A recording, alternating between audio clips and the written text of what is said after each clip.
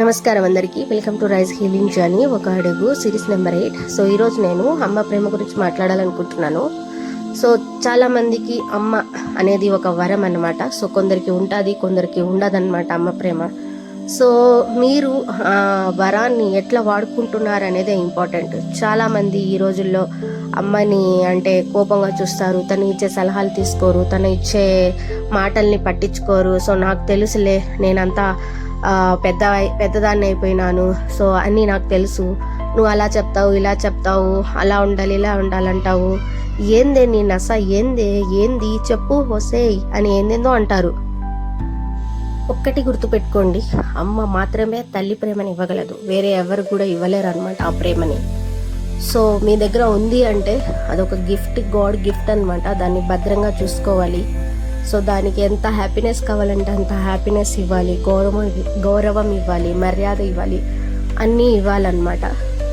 So ఒక అమ్మాయి కూతురు అవ్వచ్చు, అక్క అవ్వచ్చు, చెల్లి అవ్వచ్చు, కోడలు అవ్వచ్చు, అత్త అవ్వచ్చు, అమ్మ అవ్వచ్చు, భార్య అవ్వచ్చు, బట్ వీటన్నిటిలో కల్లా ఏది ముఖ్యమైనదంటే అమ్మ మాత్రమే అన్నమాట. సో దాన్ని ఎంత భద్రంగా చూసుకోవాలంటే అంత భద్రంగా చూసుకోవాలి. సో ఏ రిలీజియన్లో అయినా కూడా, బైబిల్ తీసుకోండి, లేకపోతే భగవద్గీత తీసుకోండి, ఖురాన్ తీసుకోండి, దేంట్లో అయినా కూడా ఒక అమ్మని ఎంతగా ప్రేరణ ఇచ్చారో, ఎంత ఇంపార్టెన్స్ ఇచ్చారో మీరు ఒకసారి దాన్ని మైండ్లో తెచ్చుకోవాలన్నమాట. ఒకటైతే మాత్రం నిజమండి, ఈ లోకంలో అమ్మ ప్రేమని ఎవరు ఇవ్వలేరు. సో మీరు దాన్ని మీ అత్తలో చూసుకుంటారు, అంటే మీ హస్బెండ్లో చూసుకుంటారు, అందరిలో, మీ చెల్లెల్లో, మీ నాన్నలో, అందరిలో చూసుకుంటారు, బట్ ఎవ్వరు దాన్ని ఇవ్వలేరు అనమాట. ఎవ్వరు ఇవ్వలేరు. ఎందుకంటే ఒక సొంత కూతురు బాధ ఒక సొంత అమ్మకే మాత్రమే తెలుస్తుంది, కానీ వేరే వాళ్ళకి తెలీదు. ఎందుకంటే తను నీకు, ఇప్పుడు నాకు ఎగ్జాంపుల్, నేను చిన్నప్పటి నుంచి నాకు లేదండి మా అమ్మ.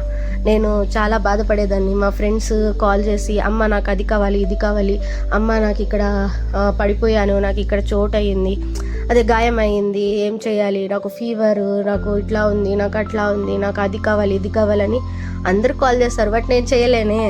నేను ఏం కావాలన్నా కూడా నేనే చూసుకోవాలి, నేనే చేయాలి. బట్ ఈ బాధ అంతా కూడా నాకు మాత్రమే తెలుసు. అంటే చెప్పే వాళ్ళకి ఈజీ అనమాట.